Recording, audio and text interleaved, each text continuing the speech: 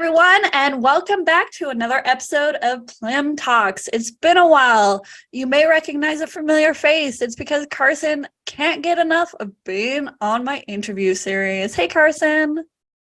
Hey, Plam. I mean, it helps that we're doing a podcast together, so this is just another thing we're doing together.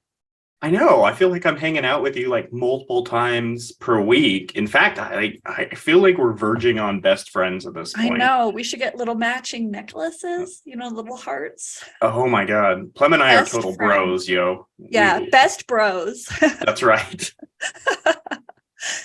Okay, so many of you have already seen the interviews, but I'm still going to go into introducing him. Carson Winter is an author, punker, and raw nerve. His fiction has been featured in Apex, Visterion, and Tales to Terrify. I said Apex, but it's Apex. Why do I say things weird? Why is this a me thing? I say Apex. Apex, there. That's how normal people say it. Among others, The Guts of Myth was published in Volume 1 of Dreadstone Press's Split Scream series, and you can find an interview about that on my channel. His novella, Soft Targets, which is what we're talking about today, is out from, Tenebris? I said that. Tenebris Press. You killed it. Oh, yeah. In March 2023. So that's coming up soon. That's on the 22nd, right? Yes, it is coming up. We are multiple weeks away. I'm very excited. And viewers, you can get your pre-orders in. I have the link in the description below, so go ahead and grab it. It's a great book. If you want to check out my review, it's on my website, plmcmillan.com. And we're talking about it today, but we are keeping it spoiler-free. So worry not and get your pre-orders in. It has a cool cover. Do you have a physical copy with you? No, I have not seen a physical yet. Let's do the thing. Oh, look at it. Yay, that's what it looks like. Magic. Okay, so now it's time for me to interview you. Okay. First, Carson. Just lob those questions. Yes. You did tell me you didn't really prepare for this, but you're always good at coming up off the fly. On the podcast, it's usually me who does the research, and then you just somehow are very knowledgeable, and I am hateful with jealousy. Well, what I do is I'm just very... I'm not afraid to lie. I just make stuff good up. Yeah, I don't fact check. If any of you guys fact check any of this shit, there's gonna be some problems. Oh no. Okay, nobody fact check anything. Let's just give Carson the benefit of the doubt. Yeah, trustworthy dude. Nice guy. Okay. So I decided I've asked you a lot of like really general writing questions over your visitations to my channel. So I decided to get a little bit more hardball with you. Oh, wow. Okay. Ugh. I have to deal with these hardballs. I know. So I know you've always said that you really like real weird horror. You write in weird horror a lot. So I was curious, what drew you to weird horror over all the other horror subgenres? Like, what do you love so much about it? I think when I was getting started kind of learning what was out there in horror fiction, I was kind of a blank slate. And I was exploring kind of the vast catalog of what's out there. So, I read a lot of classics. I read Stephen King. I experimented with like extreme horror and other subgenres. And actually, when I was starting to write, like I didn't know what weird horror was. I was modeling myself more off like Jack Ketchum and kind of those 80s extreme horror people. But eventually, I discovered Thomas Ligotti, and I kind of just never went back because I felt like his fiction just resonated with me so much more than other subgenres, and I really appreciated. To me, it's some of the scariest stuff out there, and it really revolves around the self and the author's individual identity and fears. It explores the uncanny. It has really interesting concepts at the core. I think that's a huge part of weird fiction, is usually having a kind of an interesting weird conceit, and then having, that character not really figure out why, but just react to it, to interact with it. I always think of, the Metamorphosis and Kafka, the dude becoming a bug. And, of course, in the story, nobody really gives a shit why he becomes a bug. They're mad that he's not at work because he became a bug. And all of that kind of sense of absurdism always appealed to like my sense of humor, kind of my sense of fun in writing. And I think over time that's just something I've wanted to explore more.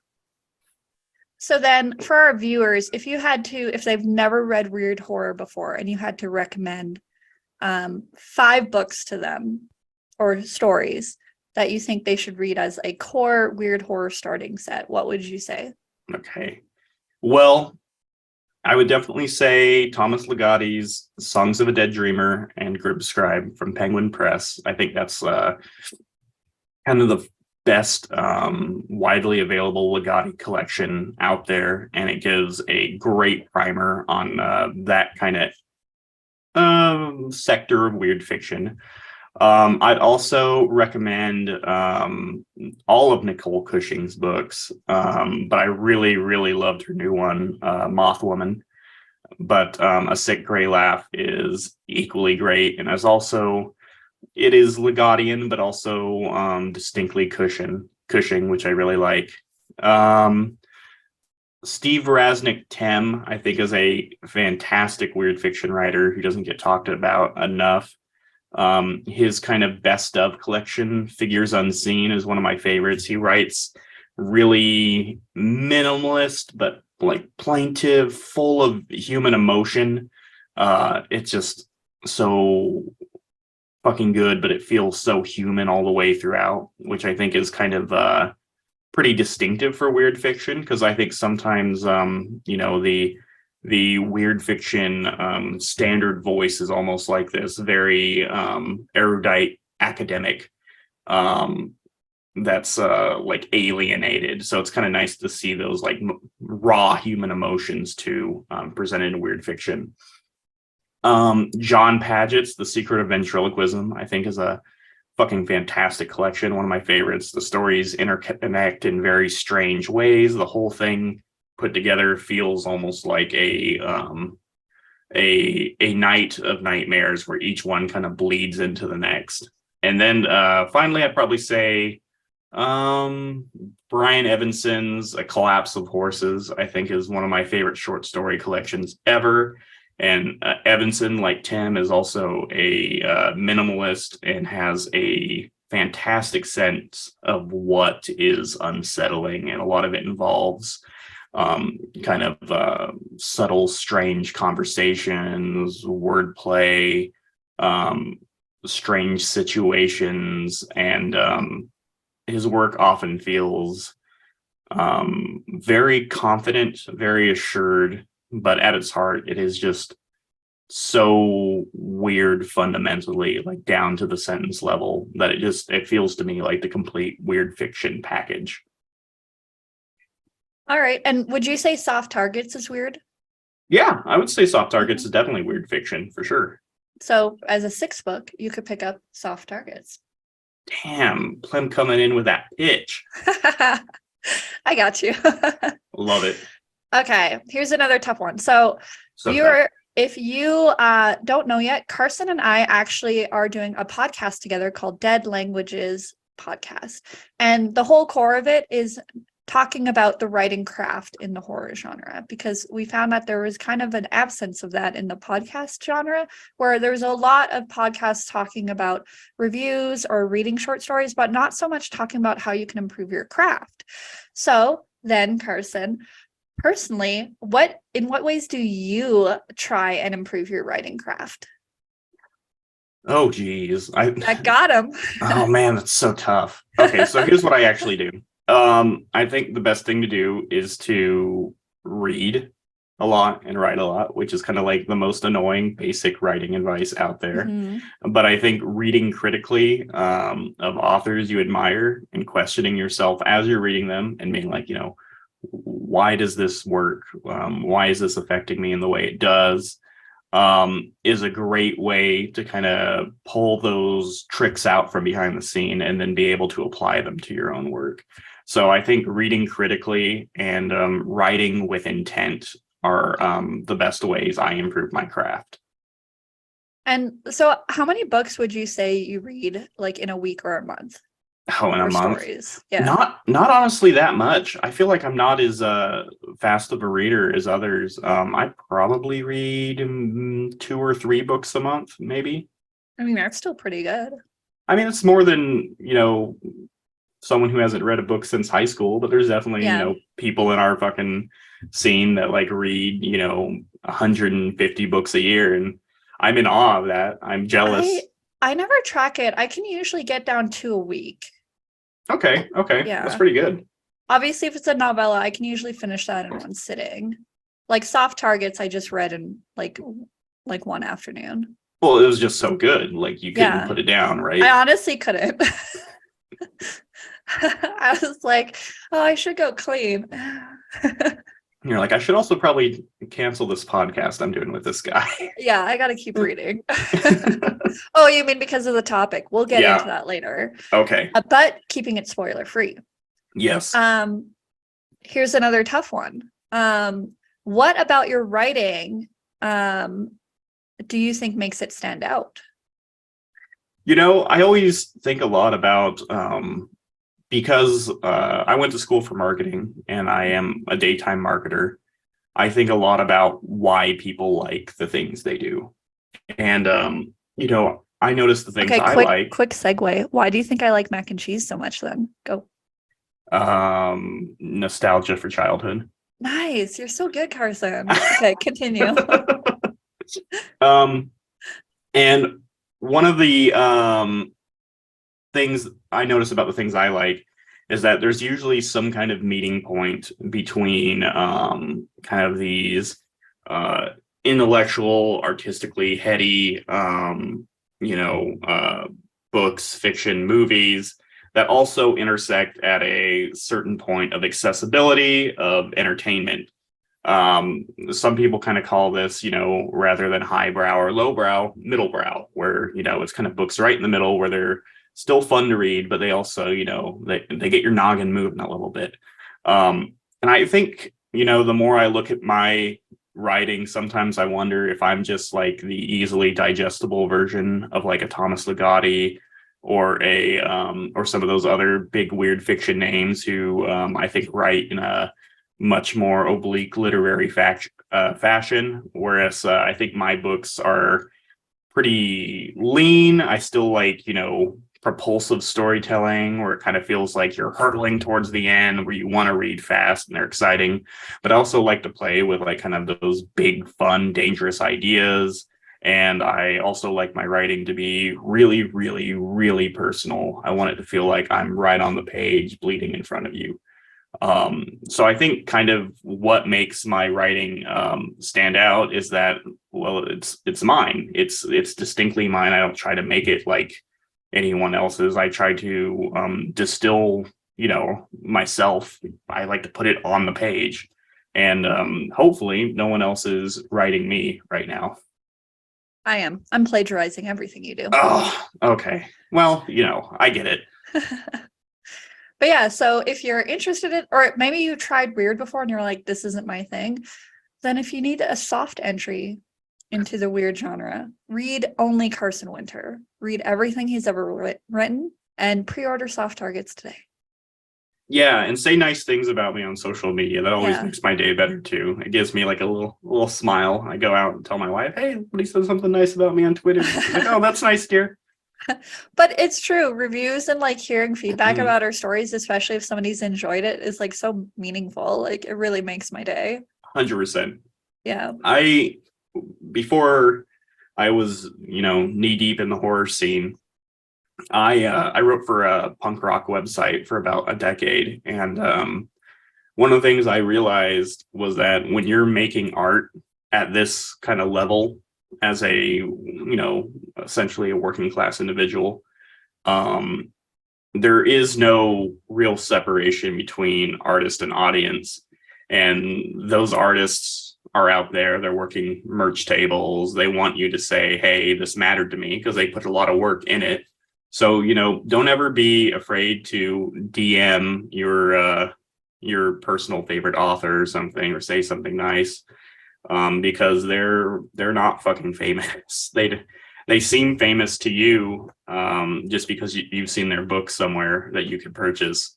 But in real life, they are not. They go to cafes, nobody knows who they are, and they absolutely welcome every bit of positivity and reaction they get about their work.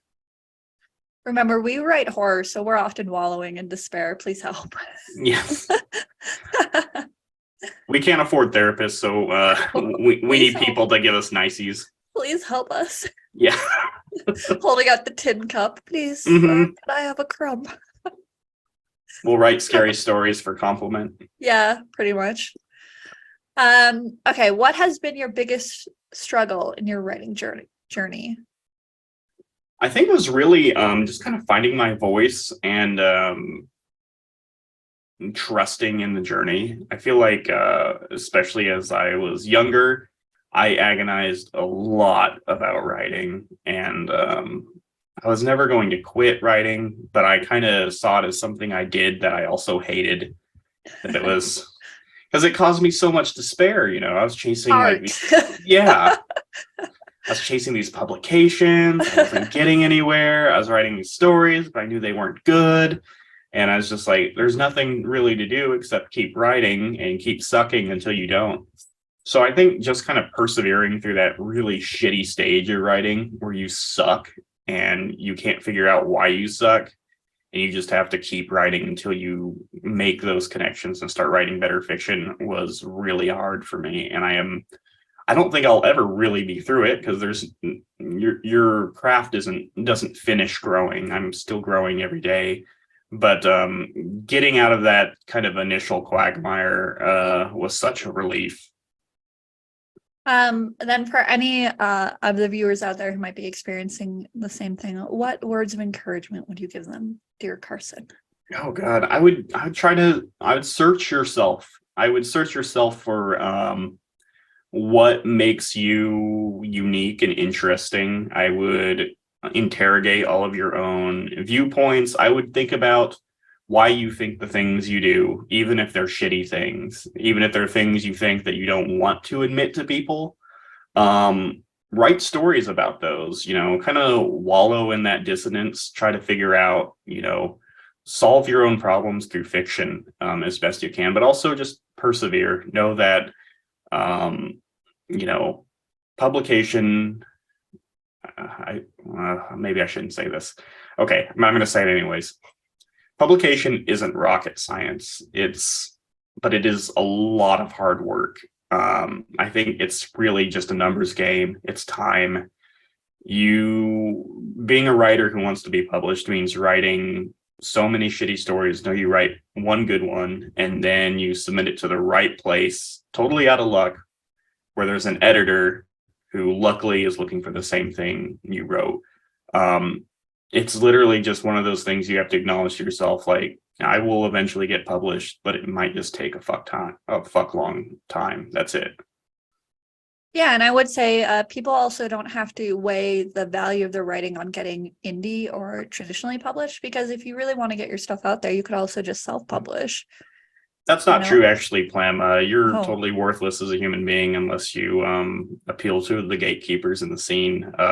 If you're not getting 8 cents a word for your writing, thanks, Carson. I actually don't even think you're a real writer. I think you're just like a loser. Yeah. Okay, so if you want to cancel Carson, totally kidding. That's not true. If you want to cancel Carson, pre-order his book Soft Targets and then complain about it online. Yeah, I'm going to get canceled over that statement, not the whole book about mass shootings. Yeah, I know, but like in all seriousness, I know a lot of authors who have actually really done well for themselves publishing and have managed to get book deals out of it. So you never know. It's not a straight road for anyone. You have to find the path that works best for you. Or you listen to Carson and you wallow in the fact that you're not a real writer. It's up to you. And I've full disclosure, I've self-published before. My first novella reunion special self-published. The Bloodlines project that I'm in was self-published. I think it is absolutely I would say even it's necessary for writers to a certain point to try self-publishing, just so that you can understand what goes into making a book. I would It's a say no. lot. Yeah, it's a lot of work. But I feel like it educates you and makes you a wiser collaborator when you do get to that point where you're working with a press. Yeah. Okay, so let's talk about Soft Targets itself, which again is coming out March 22nd. So this month, very soon. Get your pre-orders in. The link is in the description below. And again, cover. Da-da-da, da-da-da-da-da. Stop moving your hands. No! You did that during the Patrick Barb interview too. Ah, got her. No. Uh, anyways, so as spoiler free as possible, can Okay. you tell us what Soft Targets is about? Okay. Yeah. Soft Targets is about two coworkers who work at a data entry office who really, really hate their jobs. And one of them discovers that some days are more real than others. And they began plotting acts of extreme violence on the days that are not real so that they can kind of fulfill their nasty urges without consequences. And then I guess since we were talking about weird fiction, as long as it's still spoiler free, what are some of the aspects about Soft Targets that make it weird fiction? Okay, so I think the kind of central conceit, the idea of this, I call it in the book a tidal reality, where some days are more real than others. That is kind of the central weird conceit that there's this kind of disruption in reality, but because it is weird fiction, the book isn't really concerned about solving why this disruption happens, why some days are real and some aren't. It's more about how these characters interact with that strangeness, and then how it kind of highlights more personal individual issues or societal issues. And how did you come up with the title reality?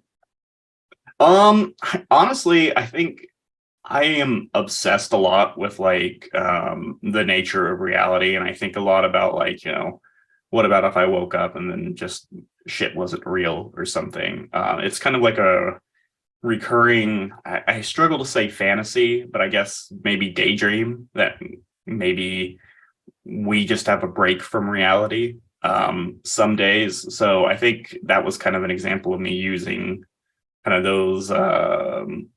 those idle daydreams in my fiction, and kind of thinking about, why would I want that? Why would I actually want that? And my characters perhaps want something a little different than me.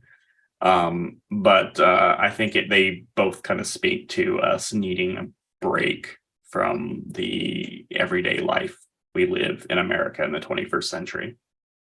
Okay, so if there were title reality and you knew about it, what would you do on the not real days? Um, oh God, I would not go to work. I can tell you that for sure. Yeah. I'd probably honestly just like take it as a total like treat myself day where I'd go out, I'd just like fucking try like every beer on a menu at like my favorite pub. Because do the calories disappear the next day? I'm thinking they do. I'm thinking they have Nice. to, Yeah. right? Yeah, that's what I'm thinking. I'm thinking it's Okay. gonna be like a Okay, 10,000 nice. calorie day. Yeah. I'm just gonna, I'm fucking partying. And tomorrow the money's not gone from my account. We're good. I haven't gained Okay. anything. I think I would read a lot because the knowledge of Mm. the stories wouldn't disappear from your brain. You can't unread it, right? Because you still have the memories the next day, or are they gone? Well, they kind of get foggy. That's kind of the thing, is that it's almost like when you wake up from a dream and you're like, you can kind of remember it, but like Yeah. the further you get away from it, it just feels like it's kind of Okay. just Then comes out of your champagne grasp. and cake and baths there. Okay, How yeah, did yeah. yeah. I'd definitely get myself like a dope bath bomb. Yeah. I'm like seeking out the best. I'm plopping down like the $50 or whatever for the top bath Hell yeah. bomb. Hell yeah. Self-care. Candles. Yes. Okay, then what were your inspirations for Soft Okay. Targets? One of the big ones was J.G. Ballard's Crash, which is about people who are sexually aroused by car crashes. It is a fantastic sci-fi Okay. novel. Sci-fi novel. And it is also a fantastic movie by David Cronenberg, who you really need to check out. Yep. And yeah, so that was a primary influence for me. Also, Ligatti's My Work Is Not Yet Done, Polanek's Fight Club. Although I always had some issues with that book and film, I loved it as a teenage boy, as most teenage boys do. But as I grew up, I kind of felt a little bit more uncomfortable with it, mostly because of how the Tyler Durden character overshadows different elements of the story's themes and kind of critique of on toxic masculinity. So that was kind of one of the rules I had in mind when I was writing Soft Targets, is I didn't want any Tyler Durdens. I didn't want anybody like fucking cool. Nobody's fucking cool in this book. They're normal, boring, kind of pathetic. But yeah, I didn't want to have anybody in this book that would like hang on a dorm wall. Okay. I feel like you deal with toxic masculinity in quite a few of your works as well, because I read that short piece from you a while ago, and that was kind of around. Oh, are you talking about Mas- the one with the kids on a road trip? Yeah, Yeah, yeah. Okay, so obviously, Targets deals with a lot of pretty heavy themes, and again, we're trying to keep the spoiler free, everyone. So it revolves around. So I guess the main setting and theme is it revolves around office workers and the standard office job. So kind of like corporate horror in a way. yeah. So what drew you to placing the story there? And I guess this will probably tie back to your inspirations. Yeah, so it's actually kind of interesting. When I was writing the book, I did not have an office job at all. An office job was actually kind of a dream of mine. And At yet the you wrote it time, into such a nightmare. yeah, it was also I was writing it that way because a lot of the emotions and ideas that were personally connected to me through Soft Targets was they were all at my job working at a grocery store before I went to school and have an office job now. So when I was writing it, I was really trying to put a little bit of just like artistic distance between like my real life working and my characters and my story, just because I didn't want it to come out as some like angry tirade about my current job, because it wasn't really that to me. To me, it was just about like kind of making the story its own story rather than like make it seem like a manifesto or something, which I think it certainly isn't. Now, ironically, of course, in creating that distance, I've now eliminated that distance because now I have a very typical office job. Mm. But yeah, I'm otherwise Soft Targets has nothing to do with my day job now. Yeah. Well, I feel like corporate horror exists for a reason, and it's the fact that 9 to 5 office jobs have that kind of atmosphere around it. Like they're almost like a liminal space in a Yeah, way, totally. you know? I mean, there's been countless shows like The Office. Yeah. It's all about how 9 to 5s are like kind of torturous. And um And most of us work too, so I think it's very yeah, relatable. And no, I would agree. I would say most of us have some misgivings about what we have to do to make a living, and navigating office or work culture of any kind. I Everyone's mean, had a bad boss before. yes, Yeah. 100%. So the difficult topic, I guess we've been kind of skirting around. So we won't say what exactly happens, but you said it does, like the characters kind of fantasize about extreme violence. Yeah. Was it hard to write this? Like, what was it a challenge? No. That was pretty. No, I'm a weird horror writer, Pam. How dare? Nah, it wasn't. I mean, it was kind of. I thought a lot about it before I wrote it, and I had a kind of a clear plan of what I wanted to do, what I wanted to capture. I knew I wanted the violence to not feel escapist. I wanted it to feel more confrontational. So I feel like it would have been harder if I came into those sections with doubt. But I felt pretty confident in what I was going for, what I wanted to do. So I wasn't too concerned about the content, honestly. I figured, no book can be for everyone. There will be people who will absolutely opt out of reading this book based on the content. And that's 100% fine. I totally get that. It's difficult content and it can be personally triggering. But for me, this is a book about, being an American living in America. And I felt like it was coming from an honest but difficult place. So I didn't have a problem being honest. And so you mentioned that you think some people might opt out of it. Is it something you're afraid of, that like a lot of people might opt out of it? Because I will preface this, viewer. So people who have followed my blog or read my reviews know I'm not a fan of what I call gore porn, when it's like over the top, and it's not, to me, it doesn't feel like horror. It feels like exploitation of gore. The Soft Targets didn't hit that for me. I actually really liked it. I thought the violence was thoughtfully used in a way to promote the themes within and to highlight how frustrated and rageful these characters felt being confined in the corporate world, per se. So let me preface it with that, because I know some of the people who have followed me for a while know I like skirt away from like the super heavy gore stuff, and I will say I enjoyed this, and my review reflects that. But so is that one of your worries? I'm despite having, this business background stuff, I'd say, and sorry, Tenebris, I don't care that much about sales. Well, you're an artist, right? Yeah, you wrote the thing you wanted to write. Yeah, I grew up in the punk rock scene, art for art's sake, DIY, just create stuff you're passionate about it and put it out there, and the audience will find it. I think it's really important to just kind of have that attitude of, this is me, this is what I want to create, I'm going to put it out there, and the people who like it will like it and find it.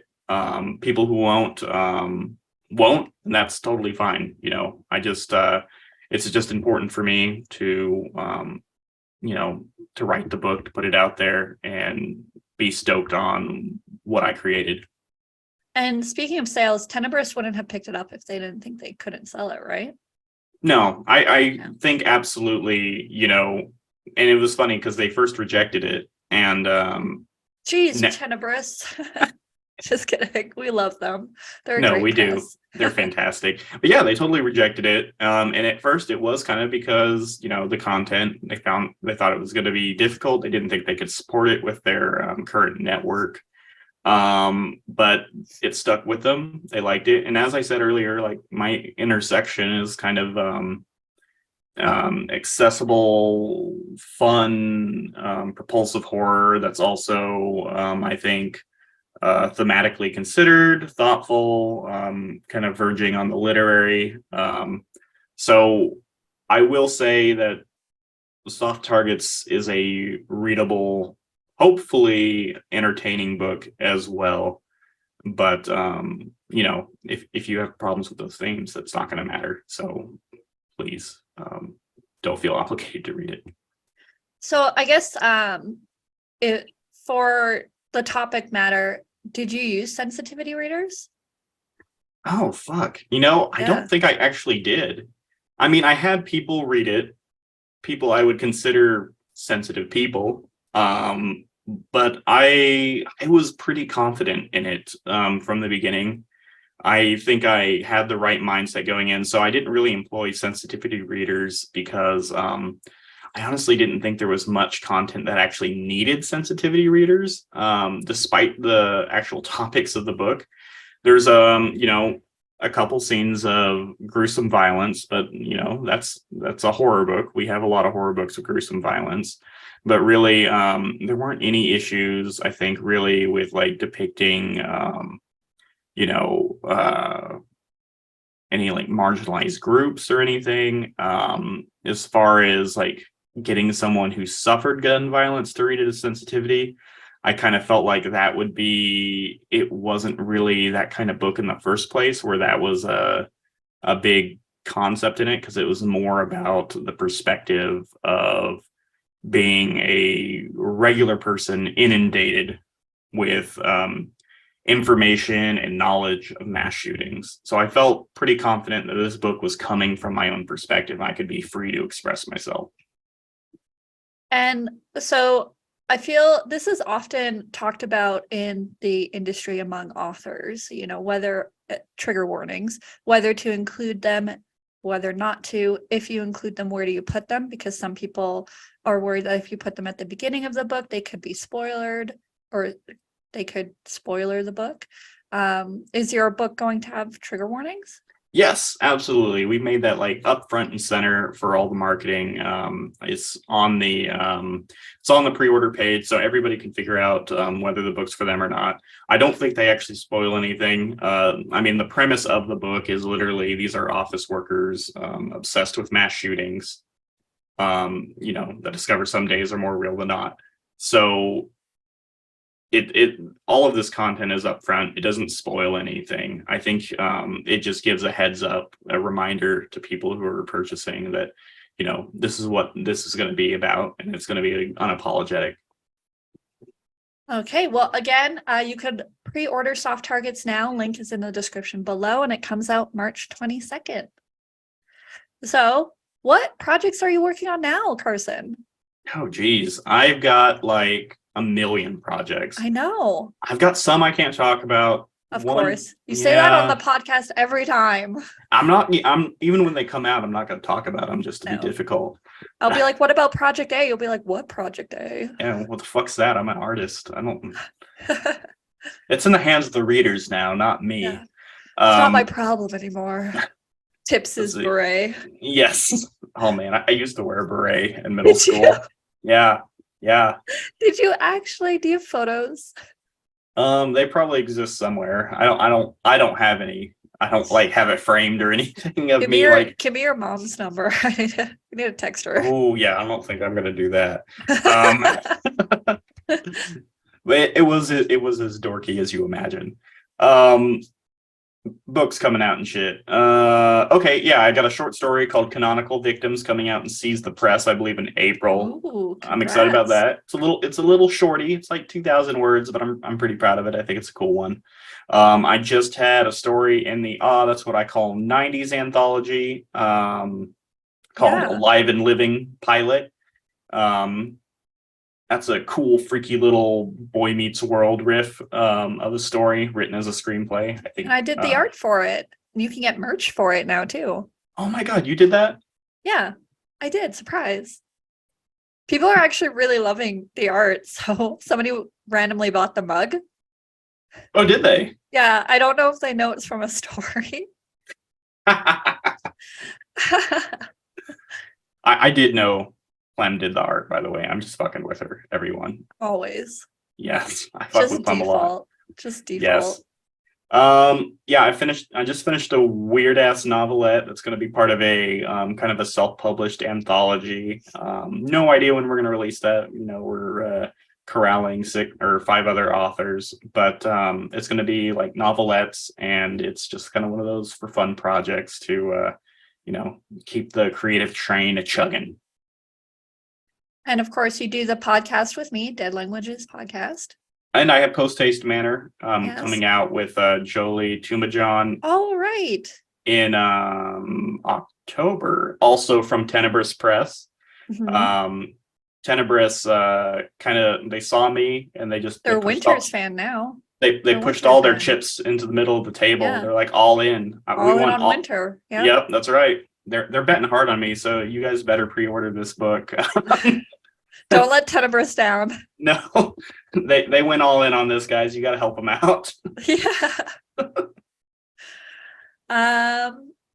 Okay, now the fun little surprise, which you're always excited about. Oh, okay. Let me see if I can work up like a good physical like cringe when you ask. Okay, get ready. Okay. Take a deep breath. Okay, marry, date, or kill. The Predator. Okay. The Xenomorph. Okay. Or E.T. Okay, I'm gonna kill E.T. I know that. A nice one. Fucking hate ET. Nice guys always finish last. That thing is ugly. I would not want to marry or date it. Can you even imagine just taking that fucking slug out to a nice dinner? I'd imagine him in like a little tux. Imagine broaching the concept of sex with that thing. I didn't say you had sex with any of them. I deliberately kept that off the table. Are you imagining sex with the other two right now? Yeah. And it's way better than with ET. Okay. Okay, fair. Okay, you'd kill ET. Okay, so now marry or date with like the alien and predator. So this is going to be tough. Yep. So I got to take the acid blood into account with the alien. I feel like that's dangerous to me, but I'm assuming in this relationship that we are equal caring partners if I'm either to date or marry. So I'm really thinking about I don't know. like, I think he would be like you'd be like he would be like the bratty sub. okay. Yeah. Cool. So with that new data point, does it change anything? Oh boy. Okay. So now I'm imagining. And then the predator is very tsundere. Oh. Okay, so those are your data points. Go. Okay. So I don't feel like I have the emotional energy to deal with tsundere long term. So that definitely puts the predator as the date. Okay. And I'd 100% marry the bratty sub. I feel like I feel like I could handle that energy a lot more in the long term. Okay. Yeah, but the predator, I don't like that idea of having to chase someone forever. I want someone to show some interest. Is it because you want to be the tsundere? Yeah. Yeah, it's not going to work with both. Like, yeah, because then they're both going the opposite direction. Yeah, I think nobody will be there to get the relationship started. No, it's true. So sad. That was actually a pretty good one. I like that. I like that question more than the last one you asked me. The mac and cheese one. Yeah, this is going to put you on the spot though for like future podcasts because you're going to have to really come up with some like really. Who says I can't? Who says I'm not a genius? You're right. I've never said that. I've never said Plen is not a genius. And everyone should read her novella, Sisters of the Crimson Vine. It's excellent. It features hot, none on none action. That's actually a little not true. Oh, okay. It's not that hot. Oh, I was gonna say it's not none on none. Oh, it isn't? It's none on school teacher. Oh, okay. Spoilers. I apologize. You were just so distracted by the scene. You just lost all senses right there. Did I even read it? I don't know. Maybe probably not. Somebody wrote you a too long didn't read, and you were just like, "Sure, sounds good." I paid a high school kid to read it for me and just write a book report. Yeah, give me a book report so I can be supportive of the indie horror scene. That's how I do it. Yeah, it's great. Beautiful. I recommend it to everyone. All right. Well, that wraps up my interview with Carson Winter about his upcoming Soft Targets, which again is coming out March 22nd. So get your pre-orders. Link is in the description below. And remember, you can follow Carson on Twitter at CarsonWinter3 or go to his website, carsonwinter.com. And of course, we have the podcast together. Episodes every Wednesday, the Dead Languages podcast. So check that out too if you want to hear us getting more in depth about writing craft. All yes, right. If you guys like this dynamic, there's a whole lot more of it. It's a lot. It's just a lot more. There's hours of Plem and I talking about this shit, and we just never shut up. So if you like that, if you want to go to the gym, jump on the elliptical or the stationary bike and just listen to two no-name horror writers talk about horror writing, we have the podcast for you. You are going to fucking love it. And then after, you're going to go to Tenebris Press's website. You're going to look for the pre-order of Soft Targets. You're going to click it. You're going to enter your PayPal information. You're going to strip nude. You're going to cover yourself in lard. Okay, you're going to walk into the moonlight. You are going to glisten. You are going to find a rat. You are going to bite the rat. Why are you biting the rat? That's the only way the ritual can be completed, Plan. Okay. I'm sorry. Do what he says, I guess. Buy Soft Targets. Yes. All right. Thank you, Carson. And thank you, viewers. Thank you, Plan. Love you all.